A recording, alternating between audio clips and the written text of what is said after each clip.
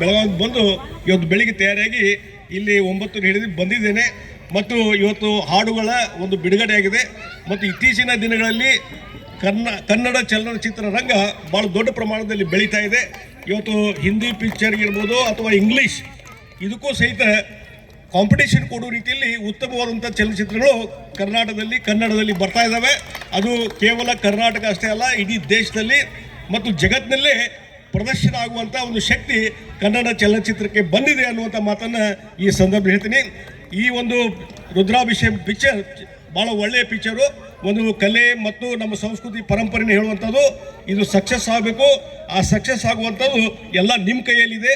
ನಮ್ಮ ಎಲ್ಲ ಸಿನಿ ಪ್ರಿಯರ ಮೇಲೆ ಅದ್ರ ಮೇಲೆ ಡಿಪೆಂಡ್ ಇದೆ. ನಿಮ್ಮೆಲ್ಲರ ಆಶೀರ್ವಾದ ಈ ಒಂದು ಚಲನಚಿತ್ರಕ್ಕೆ ಇರಲಿ. ಈ ಒಂದು ಚಲನಚಿತ್ರ ಯಶಸ್ವಿಯಾಗಿ ನಡೀಲಿ ಮತ್ತು ಶತದಿನೋತ್ಸವ ಆಚರಣೆ ಮಾಡುವಂಥ ಸಂದರ್ಭ ಬರಲಿ. ನಾವೆಲ್ಲರೂ ಅದರಲ್ಲಿ ಪಾರ್ಟಿಸಿಪೇಟ್ ಮಾಡೋಣ, ಒಳ್ಳೆಯದು. ಮತ್ತು ಒಂದೇನಾಗಿದೆ, ಈಗ ಟಿ ವಿ ಮಾಧ್ಯಮ ಇದ್ದದ್ರಿಂದ ಎಲ್ಲರೂ ಮನೆಯಾಗ ಕುಂತ ಟಿ ವಿ ನೋಡೋದಾಗಿದೆ. ಸ್ವಲ್ಪ ಚಲನಚಿತ್ರ ಮಂದಿರಕ್ಕೆ ಹೋಗಿ ಸಿನಿಮಾ ನೋಡೋದಾದ್ರೆ ಚಲನಚಿತ್ರಕ್ಕೆ ಒಂದು ಶಕ್ತಿ ಕೊಟ್ಟಂಗೆ ಆಗತ್ತೆ. ಆ ಕೆಲಸವನ್ನು ದಯವಿಟ್ಟು ಮಾಡಿ ಈ ಕಾರ್ಯಕ್ರಮ ಯಶಸ್ವಿಯಾಗಿ